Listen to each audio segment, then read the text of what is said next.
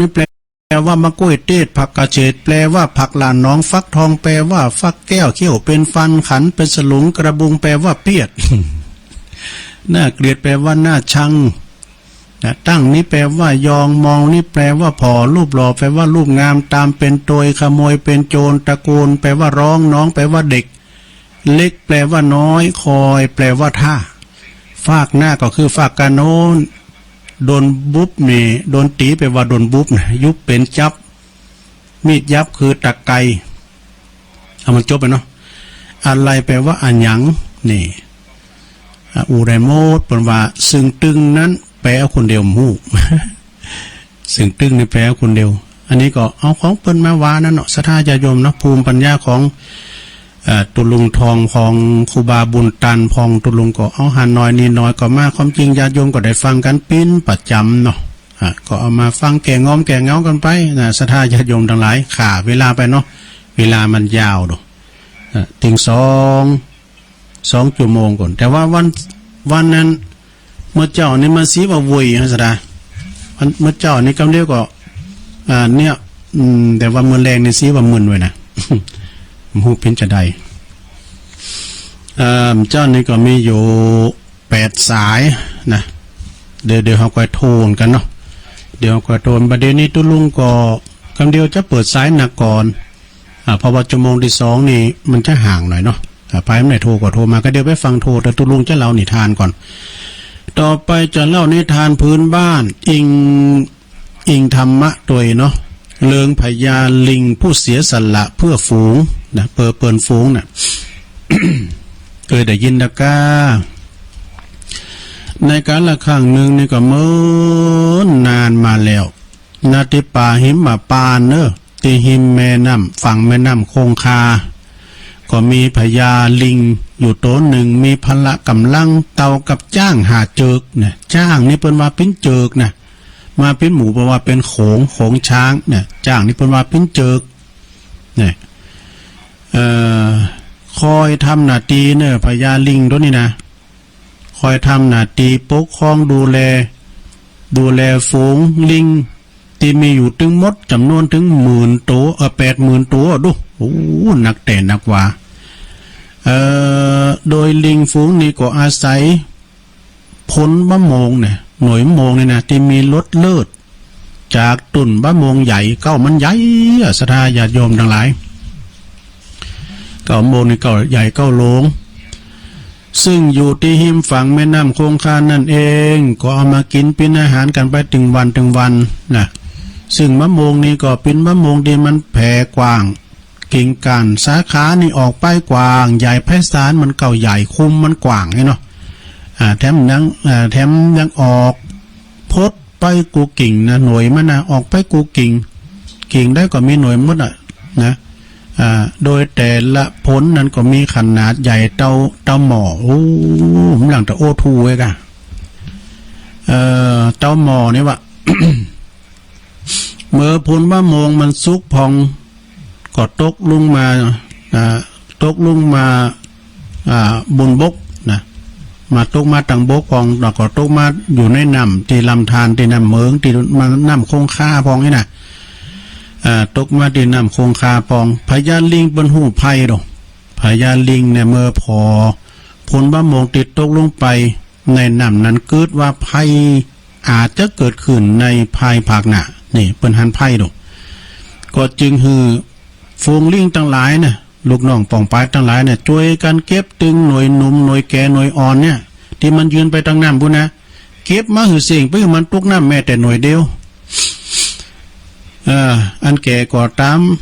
สุกคำเก้าก็ตามเก็บมาหมดเนอะที่มันยืนออกไปทางแม่น้ำกงกาบุญนะเก็บออกมาหมดนี่นะพญาลิงสั่งไว้ละแต่ถ้าว่ามีโมงแถมหน่วยหนึ่งแถมผลหนึ่งนะหน่วยนี่ปรากฏว่ามันมีหังโมสุ่มหังหมดแดงนี่นะมันทำรังขอบไว้วะมันแปลงห้างขอบหน่วยมันไว้ทำหือมันหลอดสายตาของฝูงลิงเหล่านี้ไปได้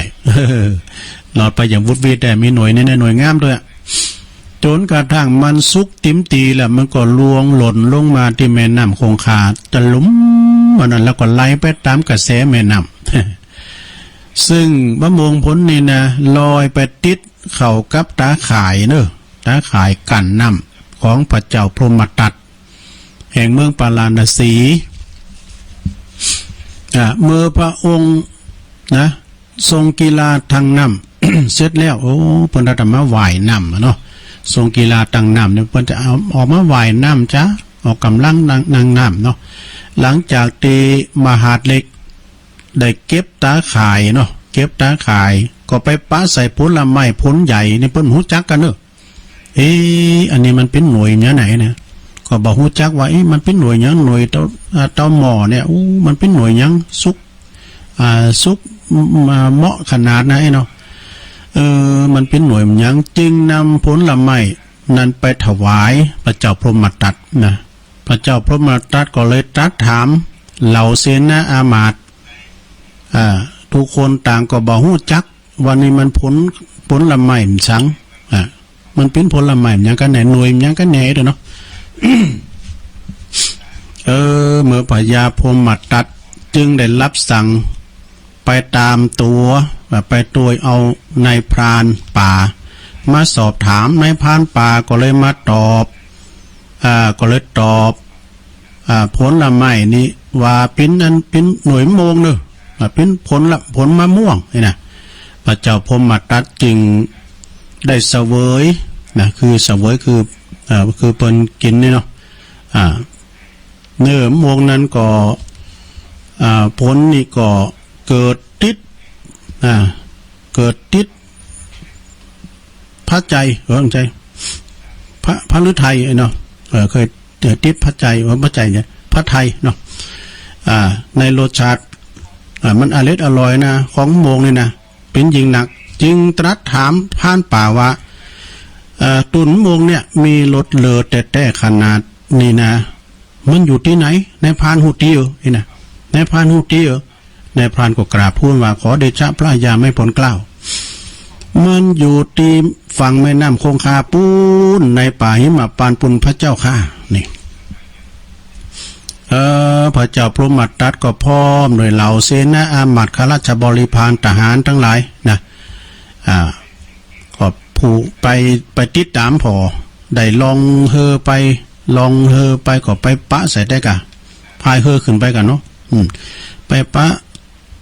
ปะตุนโมงนะแม่น้ำคงคาไปปะใส่ตุนโมงที่วาเนี่ยก็เลยจึงทรงรับสั่งฮือจัดเตรียมตีรับตีบรรทมเนี่ย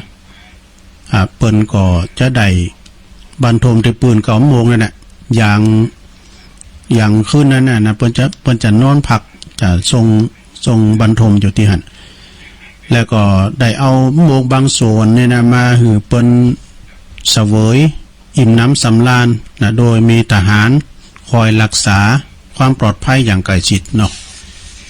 ยาวพอเนอสถานเนอคอยว่าไปก็ฟังไปกันเนอนะ ในเวลาเที่ยงคืนนะเมื่อคุณรับกันหมดแล้วเนาะฟูงลิงก็ปากันมาล่ะนะตึงลิงน้อยลิงใหญ่ลิงเฒ่าลิงแก่มากันหมด80,000 โตกันนี่เนาะปากันมาเนาะออกมาแล้วก็มาเก็บผลมะม่วงเก็บหน่วยโมงกินกัน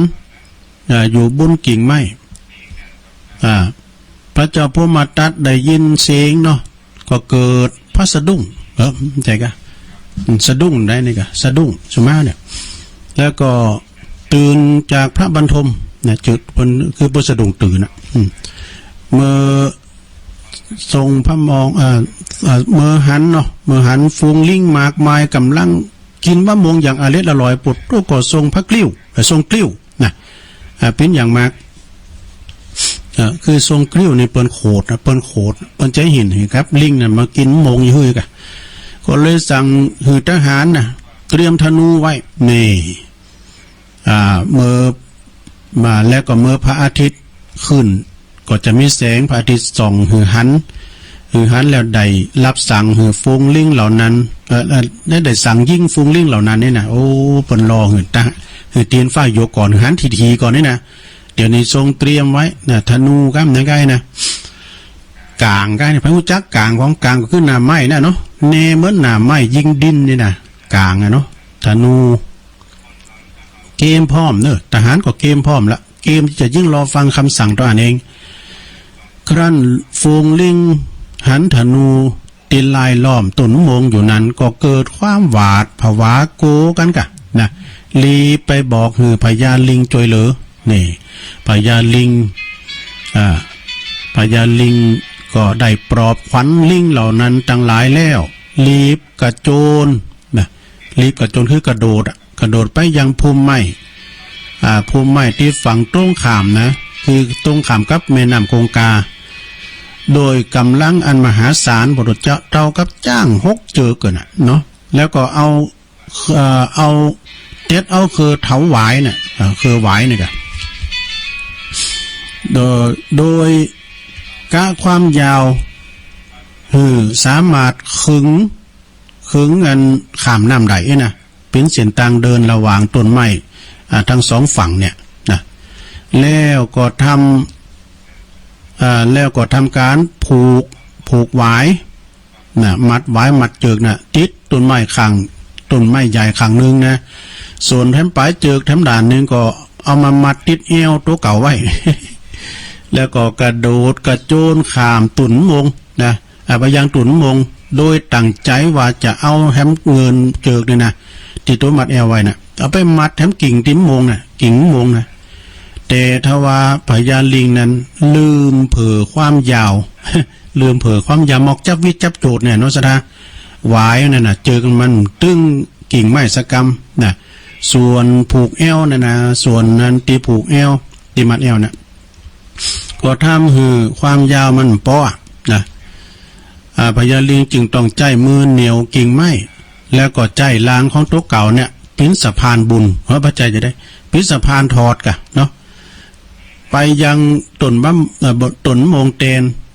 แล้วก็บอกฟูงลิงทั้งหลายบริวารทั้งหลายขจายเจ้าหมูทั้งหลายลูกน้องปองปายลูกหลานใจปากันนะปากันจงเหยีย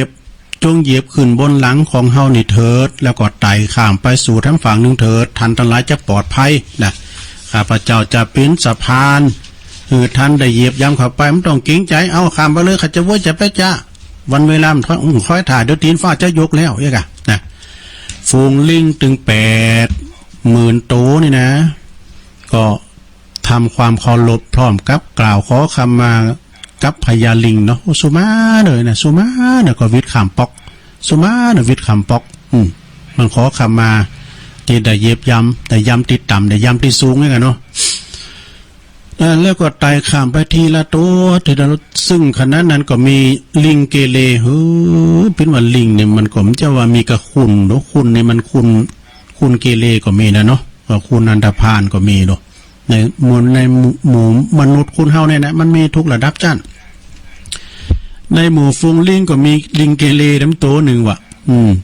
มันก็หันว่าปิ้นประสบโอกาสอันเหมาะสมแล้วที่ไข่ปิ้นใหญ่เนื้อพญาลิงนะทันนี้จบแล้วนะต่อไปเป็นโอกาสของข้าพเจ้าพองเพราะฉะนั้นทันก็เตรียมตัวตายโดยนะปวดอันนี้ถ้าเป็นเตวัดตัดเอกะเนาะพญาลิงเป็นก็ปิ้นสะพานจัดดีลิงเกเรนี่ก็ขึ้นไปกิ่งไม้บงที่สูงที่สุดอ่ะนะสูงที่สุดแล้วมันก็กระโจนกระโดดลงมากระทืบบริเวณหลังตรงหัวใจกับพญาลิงเนี่ยโอ้ซึ่งแรงนั้นก็ทำให้พญาลิงบอบช้ำสาหัสเลยนะแต่ก็ยังคงอดทนหือลิงตัวน้อยตัวใหญ่ตัวอื่นๆสามารถตายข้ามไปถึงฝั่งใดอย่างปลอดภัยทุกตัวนี่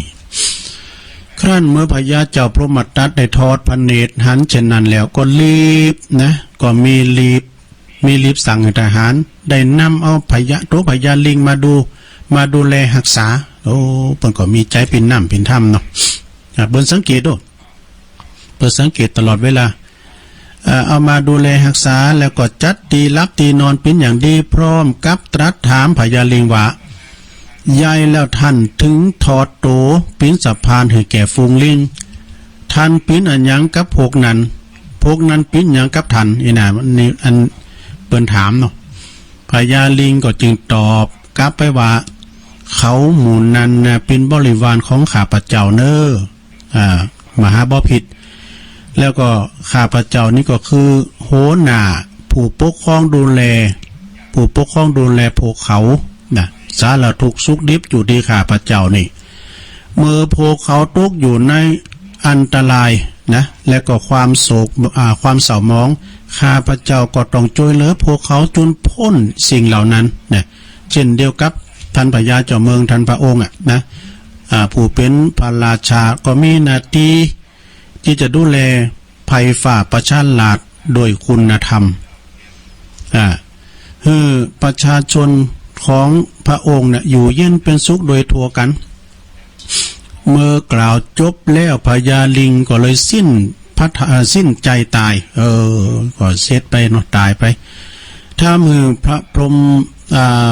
พญาพรหมทัตมีความโศกเศร้าเหงามองแล้วก็มีความยกย่องในต้นตัวแห่งพญาลิง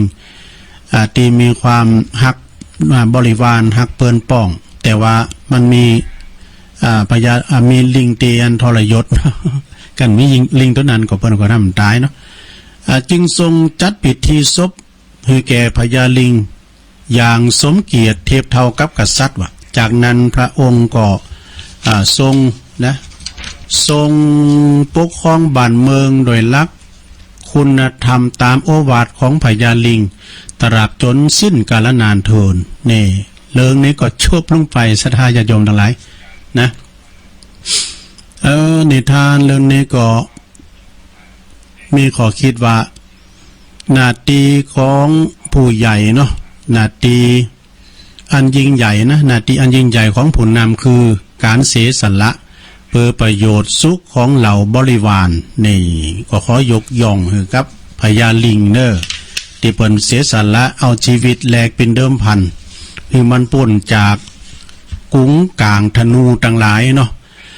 หอกดาบไม่ค้อนก้อนดินที่เพิ่นกำลังจะถล่มเพิ่นกำลังจะยิงนี่นะเพื่อความฉับไวแล้วก็แต่ว่าก็มี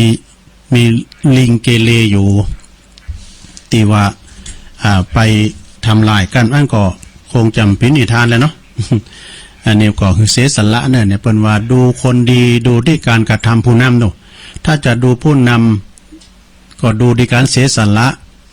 ถ้าจะดูพระก็ดูที่ขอวัดปฏิบัติถ้าจะดูวัดดูวาก็ดูที่ความสะอาดเนาะความสะอาดถ้าดูประชาราษฎร์ก็ดูความสามัคคีศรัทธาเนี่ยดูความสามัคคีเรื่องนี้ก็จบลงไปนะ ความจริงก็มีโจรสลัดเนาะนักบุญกับโจรสลัดอันนี้ก็เอาไว้วันหนาก็ฮะเนาะ เอาไว้วันหนาก่อนมันมีหลายอยู่ศรัทธาแล้วก็มีภาษิตนะฮะต่างๆหลายอย่างอยู่ก็พุกก็จะเอามาวาแถมเนาะเอามาวาแถมต่อจากนั้นก็ศรัทธาญาติโยมต่างหลายตอนนี้ก็ตัวลุงก็จะเปิดสายไปเลยเนอะแต่เกมตัวว่าได้อย่างนี้เนาะ ได้เอาทำมาวาสกรรมเติมพุกก่อนพุกก็ก้อยเสาะทำมาเตนพุกมันกลางวันครับเจ้ามันเหมือนกันนะเมื่อเจ้าก็ไปอย่างหนึ่งเจ้ามันปลอดโปร่งนี่นะเนาะอันนี้ก็ไม่ใช่ว่ามันปลอดโปร่งก็ปลอดโปร่งดีอยู่แต่ว่าพิษผัดปากกันได้ก็สุมาอภัยครับศรัทธาญาติโยมเลยเนอะที่ได้เล่ากันไปตั้งแต่ก็ได้ฟังมาก่อนแล้วก็ดีเรียกว่าได้ฟังมาเก่าแล้วก็ดีตัวลุงก็มาเริ่มเพิ่มความเพิ่มปัญญาเข้าไปแถมนี่นะเนาะแต่สรรหาว่ามันเป็นนักโค่นคว้ามันก็นะกันไก่เวลาในวันศุกร์วันเสาร์นี่ก็ตื่นตัวนี่ตัวลุงนะตื่นตัวโหล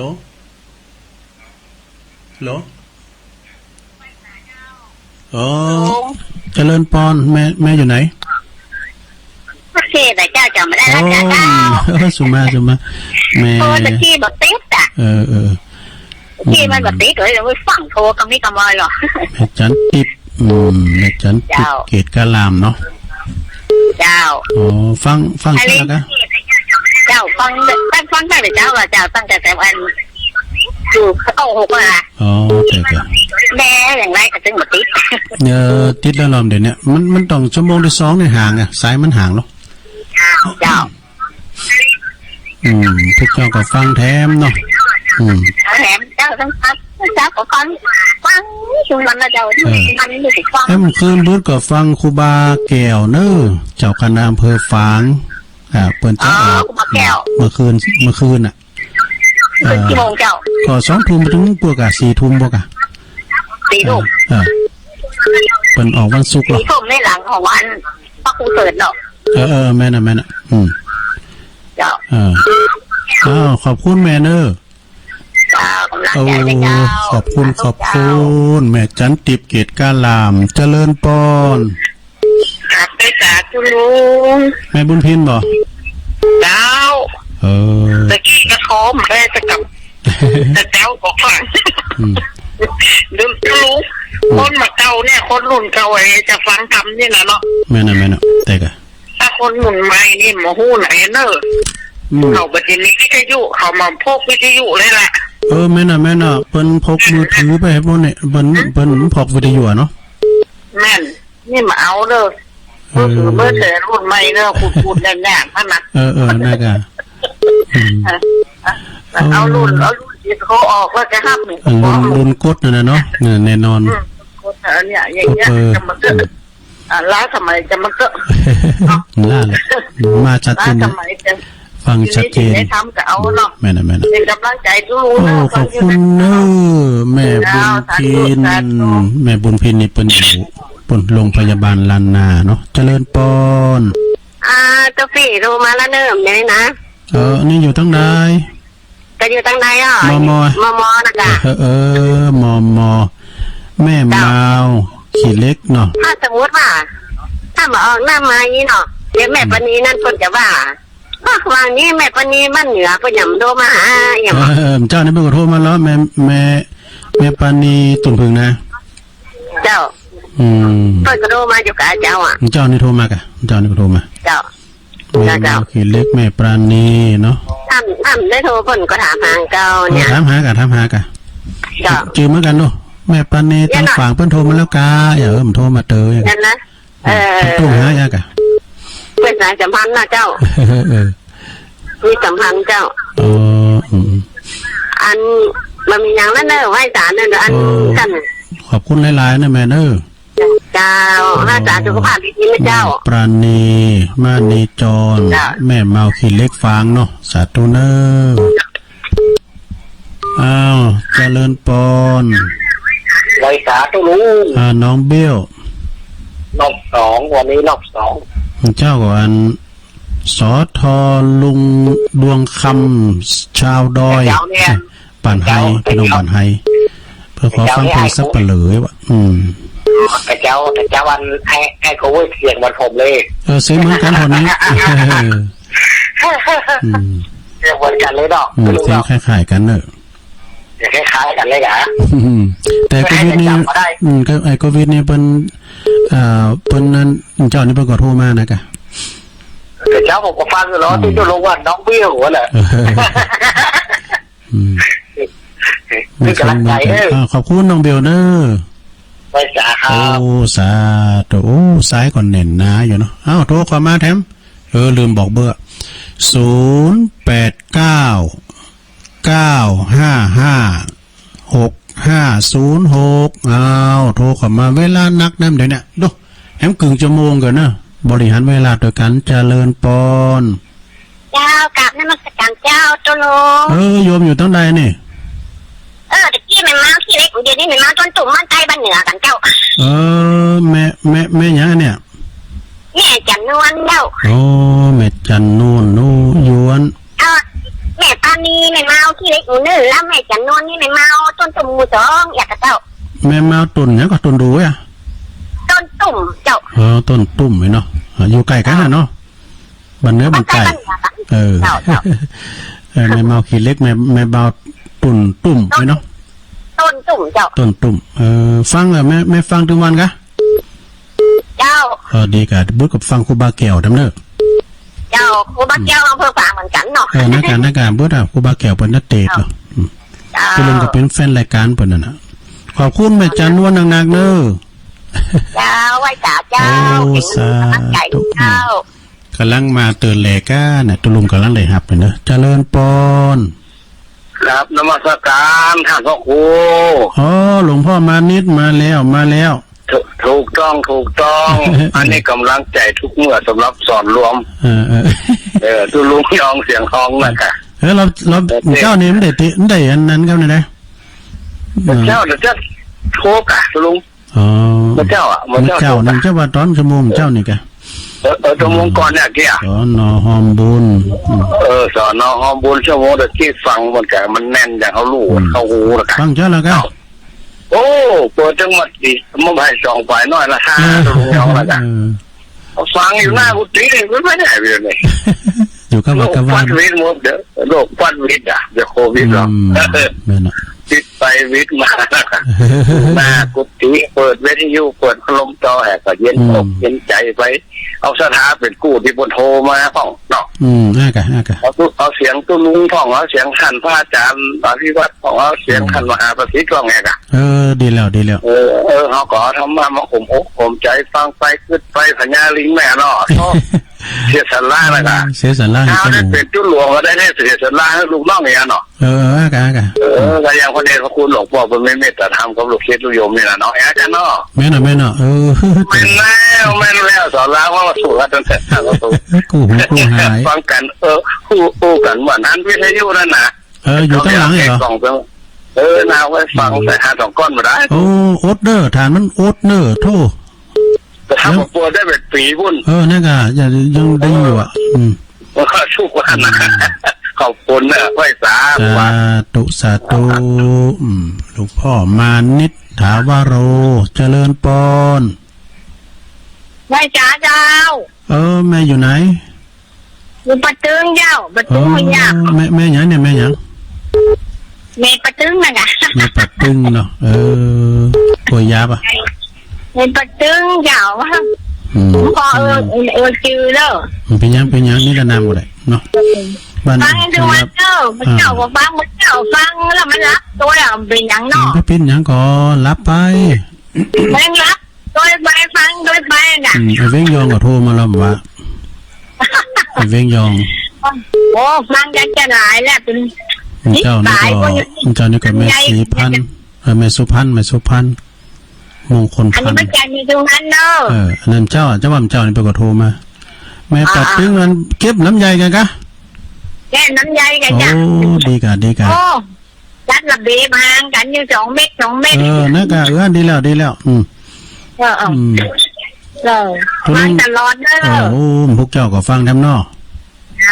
กำลังใจเด้อขอบคุณพี่น้องฮันคุณยอมเหมือนกันสาธุอันพอกับว่าตุลือใช่ไหมว่าเฮาว่าเป็นตุลือฮะวันนึงโทรหาก็ดื่มติดแล้วนี่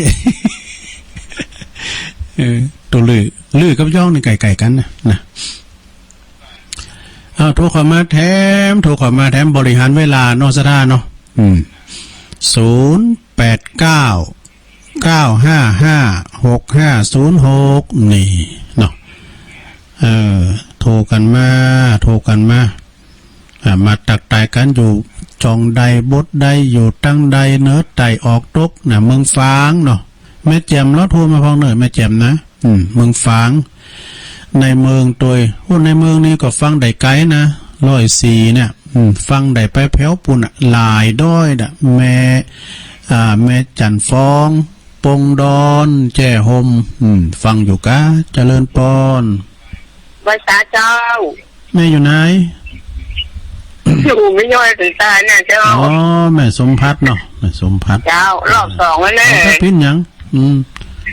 แม่ย่อยสันทรายเจ้าฟังอันนี้สมวนดีเจ้าเป็นกำลังใจนะเจ้าขอบคุณหลายๆเนอะเยอะๆนะเจ้าภาษาเจ้าร อบ2ก็ได้เวลาหลายอยู่เจริญปอนเจ้าติดแล้วติดแล้วเนอะไรเลยฮัลโหลฟังที่หูน่ะกดฟังที่หูแปลว่าฟังที่หูดังตุลุงกกกลางฮัลโหลฟังได้ยินเขาไม่ฟังเราเลยนะ เอาสายใหม่มาเนาะขออนุญาต 0899555656เอาโทรขอมาแถมเนาะพี่น้องเมืองฝางก็ถ้าวางก็โทรขอมาเปิดใจเปิดกายเนิ่มเลยนะฟังอยู่ได้ก็โทรกันเข้ามาทำแล้วเอี้ยเนาะบริหารเวลาช่วยกันเจริญปอน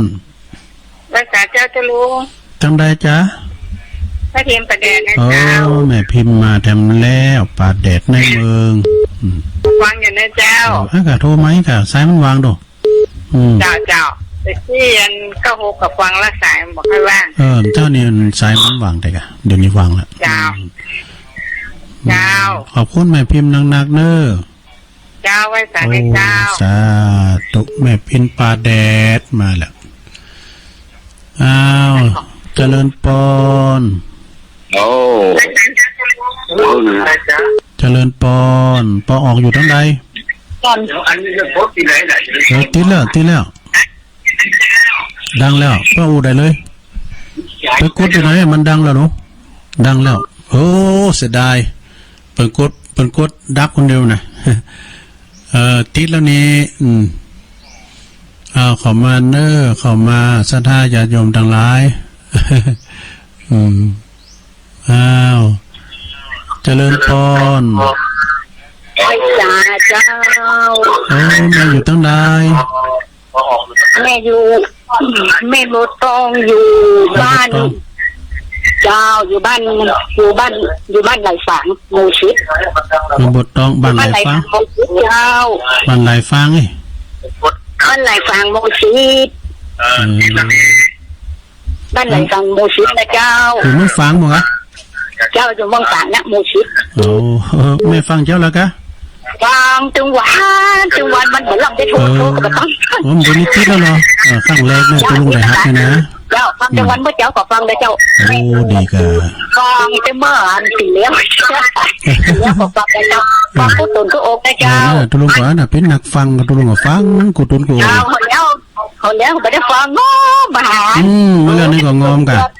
โอ้อย่างไรเนี่ยเนาะโอ้แม่บทเวลาเปิดโอ้ตุ๊กเนี่ยเราออกเลยตุ๊กเนี่ยบอกมันนะไม่ตบตองอยู่บ้านไหลฝางนะเจ้าไหลฝางอยู่บ้านฝางอ่ะเนาะขอบคุณแม่บทตองเนอะขอบคุณหลายๆเนอะสาธุผู้ก็ฟังแถมขอบคุณหลายๆผู้ก็ฟังแถมเจริญปอนเจ้าไว้กับเจ้าโอ้แม่อยู่ไหนเมืองฝางเจ้าเมืองฝางแล้วแม่ยังไงแม่จันสีเจ้าฮะแม่ยังอ่ะจันสีโอ้แม่จันสีแล้วไหนได้เจ้าอยู่บ้านได้ไหมเวียงฝางอยู่เวียงฝางเลยอ่ะฝางเจ้าวัดพระธาวัดต้นหนุนเวียงฝางมีคติสอนใจดีสังวันนี้ดีกะชัทวัดตุนนุนเนาะเจ้าดีกะพระเจ้าก็ฟังเมื่อเจ้าพวกเจ้าเนอะฟังเนี่ย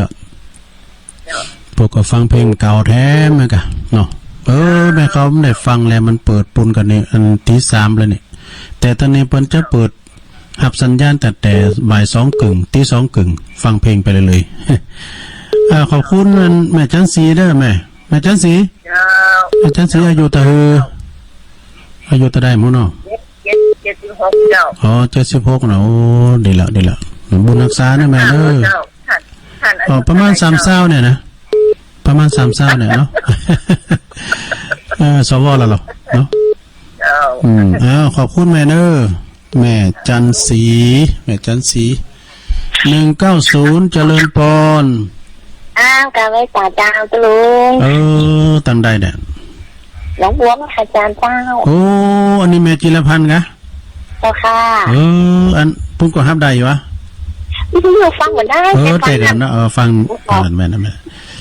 ฟังทันอยู่หรือต้องตั้งแต่ตี3มาก็ฟังอยู่เองกับอาจารย์เล่นบ้านกันมือนั่นเนาะน่ากะน้องโบแม่ขัดจานนะเนาะจ้า ของท่านพระครูอาจารย์อยู่ชัดเจนดีเจ้า โอ้ ใช่ ดี กัน เน นะ อะที่เพิ่นฟังพวกเจ้าก็ฟังทำเนอะ เจ้าค่ะกาไว้จ้าตุ ข ลุ อบ ง คุณเนอะแม่ เจ้าค่ะ จีรพันธ์โมป้อเนี่ยเพิ่นก็มีไลน์นะเพิ่นก็มีไลน์อยู่ตะลุงก็จังหันอยู่เจริญปอน เนาะเจริญพร เจริญปอนที่แล้วปอนนั้นหยังปอนนั้นหยัง ก็ร้านนั้นหน้าพันเนี่ย โอ้น่าพันกะโอ้โห คนอยู่เจ้าใหญ่หน้าพันเขาดูเนี่ยหน้าพันสีย้อนจองโอ้อันนี้หน้าเด็ดๆเลยนะ ฮะแล้วไปกับป้าดูไปช่วยไปนางกับป้าเนาะไปไหนโอ้หน้ากามป้านี่อยู่กันอยู่หันนี่หยัดเขาอ่ะแล้วตัวมันอยู่ไปดูหลานนี่วันนั้นไปออกงานใดๆพวกนั้นวันนั้นอ่ะเดี๋ยวนี้ไม่ไปไหนเดี๋ยวนี้อยู่กับวันเดิมเป็นกักบริเวณเลยน่าสบายดีเนาะน่าสบายอยู่ดีเลยครับ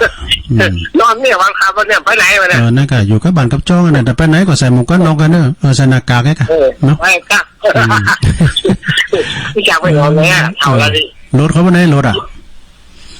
รถไม่มีรถเป็นจังไหวด้วยรถจังไหวมาเลยดีกะมันพูดกันเหมือนกันเนอะนาทินเขาสบายดีเนาะนะครับครับสบายอยู่สบายครับเรื่องดูหมดเรื่องโยนบอกเป็นยังเนาะขอบคุณน่ะนางๆเนอะน่ะสาธุโธ่อันนี้เป็นหน้านงสูงซ่องตุลุงเนี่ยหน้าแตะเป็นอยู่บนห้างต่ำบนนั้นเนี่ยแม่นาวางบนเจริญปอนว่าจ๋าครับลุงทางใดจ้ะเนี่ยป่อจ้าแมวเลยอ่ะบนนั้นน่ะบนนั้นพันเนี่ยบนนั้นพันเนาะเนี่ยบนนั้นฟังยังไงกันโอ้โหตัดติดตายกันโอ้ยเป็นยังตัดติดแล้วเหรอบนนั้นพันฟังจ้าแล้วเนาะ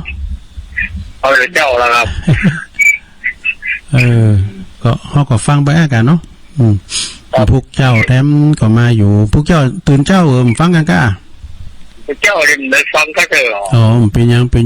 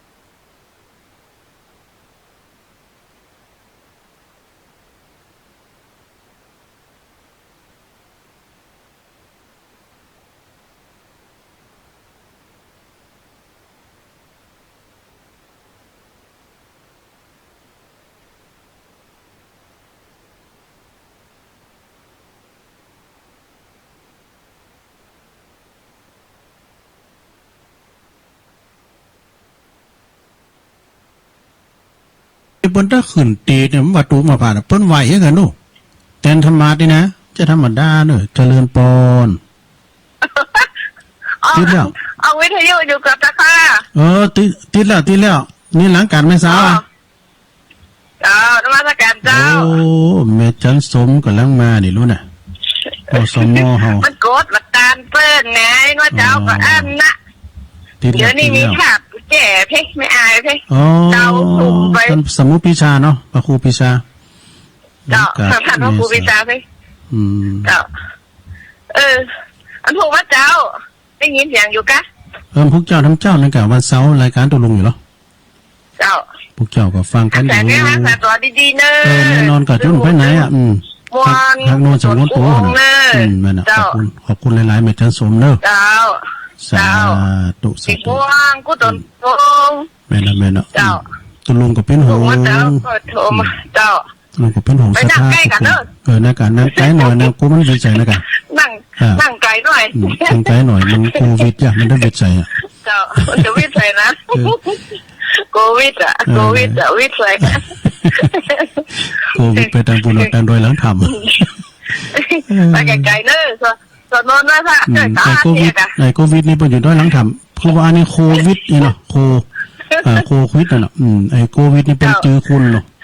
เป็นอยู่ด้วยหลัง คือ ทำ ว่านี่อย่าน้ำใส่จานใส่บาตร ดีแล้วดี เพื่อน แล้ว เพื่อเปิดตัวเนาะ แม่น่ะแม่ เพื่อเปิดไปเว้ย นั่นเนาะข่าวว่าอันวันที่9พฤษภานี่นะจะไปละอีวะ นั่นน่ะเพิ่นมาอยู่ตรงนั้นนี่แหละก็เนาะถึงวันเนาะก็สวดมนต์พวกนี้จะเอาจะไปสวดมนต์นะครับพวกน่ะก็ถึงวันก็สวดต้องมาจักถึงวัน ออกเลย ทำหยัง ทำตูรู้ ฮะ เอาทำมันน่ะอย่างก็น่ะเอามาสวดเลย ทำหยัง ทำอย่างที่เปิดนั้น อะไรโผล่อ่ะ ที่เปิดสวดใช่ที่สมัยนั้นพระพุทธเจ้าคืออันอย่างก็สวดน่ะที่เปิดเปลี่ยนหากันนักๆน่ะในเมืองอินเดียทำอย่างก็ เพลงมันก็มีแล้ว เดี๋ยว เดี๋ยวโซหามาก่อนเนาะโซหามาก่อนวันนี้มาไล่ปวดโลก็เห็นมาไล่ปวดโลนี่ง่ายกับปวดกินบ้อมเลย ใช่อะไรปวดโลกไม่ฟังเจ็บปวดหูก็ลื่นนะ แต่เพื่อนนั้นตัวเจ้าไหมกะมันตีทำผูได้แล้วเนาะมาทำหยังกันมาไล่ปวดโลกนี่เขาไปกะนี่อันอื่นเขาไปมันกินบ้อมเลยถ้าเดี๋ยวโซหากันได้ไหมเนี่ย กำลังกวาดขี้โคเพื่อนผักกระปูวันนี้ พระครูปิชาเนาะ ผักนี่ไม่ได้หมูปะมีตู้เจ้ากี่ตู้ขนาดวัดพระราชบูแช่มีตู้เจ้าหลายตู้ไหม เจ้าจะไม่หลายตนอยู่ เอาจริงฮะ มาสักการนะเจ้า ขอบคุณเนอะแม่จันสม เจ้าโอ้โรยได้กับติดมาติดบนวัดขาดใช่ปะ ติดแล้วขอบคุณแม่จันสมเวลาตุลุงไปวัดพระธาตุไม่อายหลงเปิ้นตอนรับจะดีเนอะเปิ้นมาแสดงตัวนะแม่ในกะเจ้าที่โทรไปหาตุลุงไอ้น่ะเปิ้นก็นอนวัดนอนวาใส่สุดขาวเนอะแม่จันสมเขาน่ะพี่น้องไต้ก่อนนักเนอะฮะนะไม่สูงค่าพี่น้องตามไม่อายฟางกูนะที่วัดที่ตุลุงไปนอนวัดไม่อายฟางนี่ไม่อายหลงนะเจ้าคณะอำเภอก่อเมตตาบารมีธรรมพระครูวิธานธรรมโสพลอันนี้เป็นเจ้าคณะอำเภอไม่อายเนอะวัดไม่อายหลงแล้วก็ท่านพระครูสถิตธรรมพิรักษ์อันนี้เป็นอยู่เจ้าคณะอำเภอชัยปราการวัดป่าไม้แดงเนาะวิหารบนในปุตโตเหมาะขนาดเนอะแล้วก็เมตตาบารมีธรรมอาจารย์พระครูสุจิตานุรักษ์ด็อกเตอร์เจ้าคณะอำเภอฝางแถมคืนบึ้ดถาฟังเนอะเปิ้นจะออกรายการนะตุลุงก็เป็นแฟนคลับประจำเปิ้นทุกตุนทุกองตุลุงฟังหมดศรัทธาญาติโยมฆราวาสญาติโยมตุลุงก็ฟังเพิ่มเติมปัญญาไปเนาะมีภายอาการเหลือ10 นาทีตุลุงก็จะโทนสายแล้วนะเนาะสายแรกของเจ้าก็แม่อามรทาดอยคังเนอแม่ทาสายที่2ก็โยมพิสมัยจากแม่ริมอริยทรัพย์7ประการขอทาเนอะสายที่3ก็น้องเบี้ยวนักร้องสายที่4ก็แม่จันเลื่อนใสเนอะสายที่5ก็แม่สมผัดแม่ย่อยสันทรายแล้วก็สายที่6ก็แม่สุมาเมืองจีเนอะคุณยองเหมือนกันนะเมืองจีก็ผู้กดโทรมาครับสายที่7ก็แม่สีตุนพึ่งสลับปีเนอะแม่สีเนอะสายที่8ก็แม่ปนานเจยอนุสรณ์สถานครูบาสีครูบานะเปิ้นอยู่บ้านป่าเพลงกองงามเนอะอายุ87แล้วปนานนะปุดโตเสียงดังฟังจัดเสียงปล่อยดีอันนี้ช่วงแรกนะช่วงที่2ชั่วโมงที่2ก็มีแม่จันติบเกตกาลามเนาะสายที่แล้วก็มีแม่บุญพินโรงพยาบาลลานนามแม่เมาขี้เหล็กก็แม่ปราณีมณีจรเนาะน้องเบี้ยวนักร้องแม่จันนวลแม่เมาต้นตุ้มเปิ้นอยู่บ้านเหนือบ้านใต้ก็ตึงแม่ปราณีนะหลวงพ่อมานิตาวโรสำนักสงฆ์หอมบุญเนาะเปิ้นก็โทรมาอันนี้ก็เปิ้นก็มีใจหักในการที่ว่าอุจจาปาศัยติธรรมข้อมูลแล้วก็แม่ปาดตึงเนอหวยยาบันทีนะวันนี้เปิ้น ควานลำใหญ่กันมีหันเป็นเศร้าคุณบ่นะฟังกันไปเนอะ คือกำลังใจด้วยเนี่ยก็เยอะก็ทำไปนางไก่กันได้แม่ปัดตึงเนอะห่างกันสักศอกหนึ่งสักว่าหนึ่งนะแม่สมผัดแม่ย่อยสันทรายแม่พิมพ์ป่าแดดในเมืองเนอะแม่บัวตองเหล่าบันลายฝางหมู่ซิบเนอะบันลายฝางนี่นะหมู่ซิบเนาะแม่จันสีเวียงฝางกับสถาวัดตุนนุ้นเนอะนี่นะ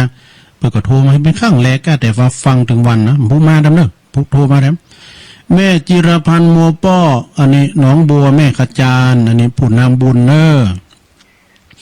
ไปตังปะบุญเย็นเขาด้วยเนาะพี่น้องตังปุ่นอ่ะแล้วก็หน้าพันสียนจองนี่หน้าเขาเดะนะหน้าพันหน้าทิ้นหน้าคำเขาลายหน้า ไปอยู่ห่างต่ำเนอะเปิดก็ฟังได้ยินจะถีเนาะเนาะ เจ้านี้พอเล่งลงกิติวงศ์ก็โทรมาดู